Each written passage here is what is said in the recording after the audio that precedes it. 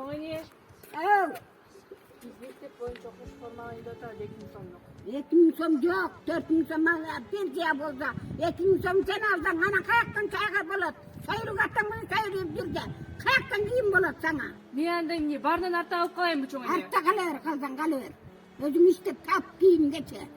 Sen uyda oturuversen kayaktan kiyim bolat. Dur. Gel. Bol. Dur. Gel. Gözüme görme. Çay kaynat. Bol. Hey, kanday kızsın sen. Hiç o öyle oturuveredin. Oy, boldu emi. O ne yakta iştir bir kız. Çay kaynat. Nancak. Oturuver bey. Bol. Kes. Kıymında. Ne olur? Aynen. Bardan ni arta alıp koyayım. Artta kalır. Yok ol, var.